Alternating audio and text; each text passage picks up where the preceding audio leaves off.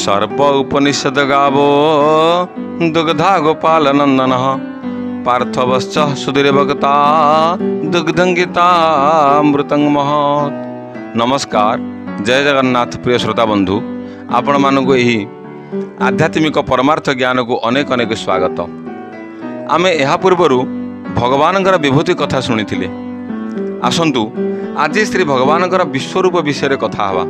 हेले बंधुगण, जेपरी गंगा जमुनार मिलन रे प्रयाग संगठित होता है, ठीक से ही यही एकादश अध्याय भगवानंकर शांत रस और अद्भुत रस एकीभूत होइअछि एवं एथिरे गीता सरस्वती नदी रूपे गुप्तरे वास करि अछंती। किंतु अन्य दुईटी रसर प्रवाह प्रकटित भाव में मिलित होइअछि। जेपरी अमावास्या तिथि सूर्य और चंद्रबिंब एकत्र मिलित होता है। तेणु यही अध्याय त्रिवेणी संगम घटी आसंतु आउ काल विलंब नक त्रिवेणी संगम स्नान करवा। यह पूर्वर नवम अध्याय भगवानंकर समस्त विभूति जाणीगला परे अर्जुन पुणी प्रश्न कले, हे पद्मनाभ, आपण मो उपरे अनुग्रह करी जो परम गोपनीय आध्यात्मिक तत्वगुड़िक कहले ताहा शुणी मोर बहु परिमाण अज्ञान जनित मोह दूर है। हे कमल पत्राक्ष, आपणकर स्वरूप जेपरी वर्णना कले से समस्त सत्य अटे। किंतु हे परमदेव, आपणकर ज्ञान बलवीर्य तेज शक्ति पराक्रम और ऐश्वर्य एवं तेजयुक्त ऐश्वरिक विश्वमूर्ति देखा मोर इच्छा होछि। आपणकर विचार रे जदि मु योग्य बोली आपण मन करती ताहले आपण से नित्य स्वरूप को मते दयापूर्वक देखाई दियंतु। हेले बंधुगण, अर्जुन यही कहिबार तात्पर्य है जे अर्जुन मन में जो द्विधा बा संदेह जात होइथिला ताहा जगतगुरु श्रीकृष्ण तर्क और ज्ञानपूर्ण भक्ति द्वारा दूर करथिले। किंतु तर्क एवं उपदेश द्वारा जो ज्ञान लाभ हुए ताहा दृढ़ भाव प्रतिष्ठित होई न थाए। किंतु जो ज्ञान प्रत्यक्ष उपलब्धि वा अनुभव हुए ताहा ही वास्तव ज्ञान। सेथिपाई अर्जुन भगवानंकर अलक्षित प्रेरणा रे विश्वरूप दर्शन करने को इच्छा प्रकाश कले। कारण विश्वरूप दर्शन रे अर्जुन मन में संदेह चिर दिन सकाशे दूर हो। यह ही थिला भगवानंकर इच्छा। बंधुगण, यापर भगवान कहले, हे अर्जुन, तुम्हें मोर नाना वर्णर शत शत सहस्र सहस्र आकृतिर दिव्य विचित्र मूर्ति को देख। हे भरत वंशी अर्जुन, मो देहरे सूर्य सहित आदित्य द्वादश पुत्र अष्ट वसु एकादश रुद्र और अश्विनी कुमार द्वय को देख। जहाँ तुम्हें केबे देखि नथिबा आश्चर्यमय रूप को देख। यह देखा मु तुमको अलौकिक दिव्य दृष्टि देउछि, जहा द्वारा तुम्हें मोर ऐश्वरिक रूप को दर्शन करि। यह कही श्रीकृष्ण अर्जुन को दिव्य दृष्टि प्रदान कले। दर्शक बंधु, भगवानंकर अहेतुक करुणारू पांडव श्रेष्ठ अर्जुन भगवानंकर अनेक नेत्रयुक्त अनेक मुख अनेक अद्भुत दर्शनीय बाहु आभरणयुक्त अनेक आयुध और शस्त्र गुड़ी को धारण करी दिव्य माल्य और वस्त्रभूषण परिधान पूर्वक दिव्य गंध चंदन को लेपन करी आश्चर्यमय सर्वदिग को मुख विस्तार करी भयंकर विराट स्वरूप विश्वव्यापी दिव्य मूर्ति को दर्शन कले। आकाश रे 1000 सूर्य एकत्र उदय हेले मध्य से विश्वव्यापक विराट रूपर तेज को समान हो पारिबे नाही। मध्यम पांडव अर्जुन सेतिके बेले समग्र जगतटी को भिन्न भिन्न भाव में एकत्र सन्निविष्ट होई भगवानंकर शरीर मध्य स्थित होइथिबार देखिले एवं आश्चर्यचकित और पुलकित होई रोमांचित भाव में परमात्मा को श्रद्धा और भक्तिर सह कर जोड़ी दंड प्रणाम करी स्तुति कले। हे परमदेव, मु आपणଙ୍କ शरीर रे सहस्र देव को पद्म आसन रे विराजित देवदेव महादेव को समस्त ऋषि मानू नानादि नागगण को देखुअछि। हे विश्वेश्वर, आपणଙ୍କର अनेक बाहु विशाल उदर अनेक नेत्र अनेक मुख गुड़िकर कलना करी हेउ नाही। आपणଙ୍କ शरीरर चतुर्दिगरे एही विश्व ब्रह्मांडटी घेरी रही अछि। आपणଙ୍କର आदि मध्य अंत केउठारे किछि भी जणा जाउ नाही। आपणଙ୍କର शंख चक्र गदा और पद्म चक चक उज्ज्वल देखा जाउछि। आपण श्रेष्ठ आश्रय स्थल श्रेष्ठ ज्ञान भूमि तथा परम पुरुष अटंती। आपण आदि पुरुष हेतु सनातन वेद गुड़िकर रक्षक अटंती। आपणଙ୍କ नेत्र दुईटी चंद्र और सूर्य अटंती। आपणଙ୍କର मुखटी उज्ज्वल होई जली उठिला परी तेज रे समग्र विश्वटी तेजमय होई हुतासन अग्नि सदृश देखा जाउछि। आपणकर ज्योतिर स्वर्ग मर्त्य पाताल त्रिभुवन सर्वदा आलोकित होउछि। आपण स्वर्ग मर्त्य पाताल त्रिभुवन को आच्छादन करी रखिछंती, अंतरिक्ष को मध्य आच्छादन करी अछंती। आपणकर भयंकर उग्र मूर्ति को देखि समस्त प्राणी भयभीत होई रही अछंती। देवता माने, महर्षि माने, गंधर्व माने, सिद्धदाता माने कृतांजलि पुटरी आपणकर शरण नहीं त्राही त्राही डाक देउ अछंती। हे विश्वेश्वर, आपणकर एही भयंकर उग्र मूर्ति देखि मो मनरे भय जात हेउछि, कारण आपणकर रूप महाकाल सदृश्य। आपणकर एही भयंकर मूर्ति को देखि त्रिभुवन कंपी उठुछि, आ मोर देखिबा पई धैर्य रहु नाही। आपणकर नेत्र दुईटी कुराला चक्र परि घुरी बुलुछि, ताहा देखि मो देह सिहरी उठुछि। तेणु हे श्रीनिवास, आपण पूर्व रूप को धरी शांत हुअन्तु। मु देखिबा पई साहस हराई असमर्थ होई पड़िलेनी। हे श्रीहरि, आपणकर मुख पद्मरे द्रोण, कर्ण, शल्य, धृतराष्ट्रंकर पुत्र माने, पितामह भीष्मଙ୍କ समेत शह शह राजा एवं वीर माने, पुणी आमर सैन्य माने समस्ते रहिथिबार देखा जाउछि। शह शह वीर मानकर मस्तक छिन्न विच्छिन्न होई, शरीर चूर्ण विचूर्ण होई आपणकर दंतमूल और दंत संधि गुड़िकरे संलग्न होइछंती।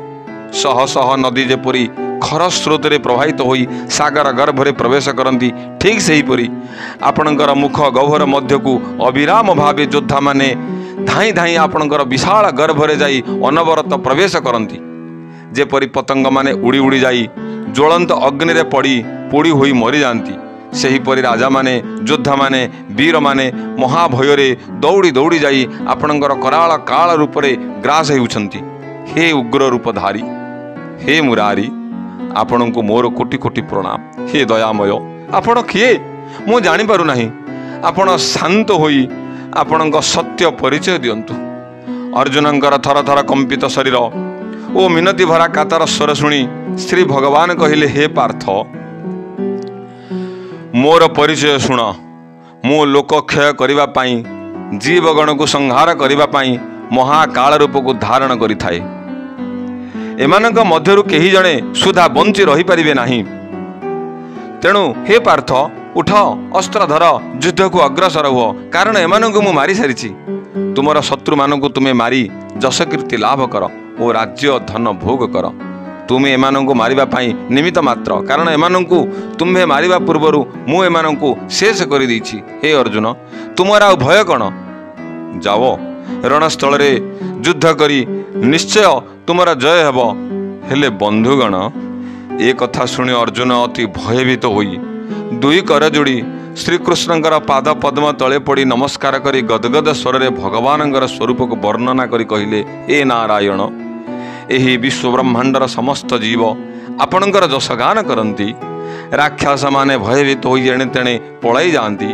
हे गुणधाम, हे विश्वेश्वर, आपण पद्मजनी ब्रह्मांक ठारू मध्य श्रेष्ठ पुरुष। हे श्रीनिवास, आपण अखिल ब्रह्मांडर प्रत्येक जीवर निवास स्थल। हे केशव, आपणक रूपर अंत नहीं।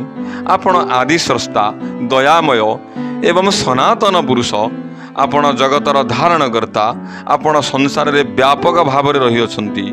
आपणकर अजाणतरे एही विश्व ब्रह्मांड मध्यरे कौनसी भी वस्तु नहीं। आपण अग्नि, वरुण, पवन, जम, प्रजापिता ब्रह्मा, प्रपितामह पिता अटंती। आपण सकल लोकर त्राणकर्ता। आपणकर चरण रे मोर कोटि कोटि नमस्कार। आपण को शत सहस्र नमस्कार। हे विश्वधाम, मु अनवरत आपण को नमस्कार करुअछि।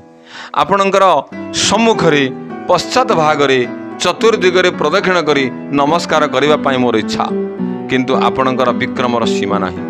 मु जेउ दिग को देखिले सुद्धा से दिगरे आपणकर तेज देखा जाउछि। आपणकर व्यतीत मते किछि भी देखा जाउ नाही। तेणु आपणकर दिग निर्णय करिबा मो पक्षर असंभव।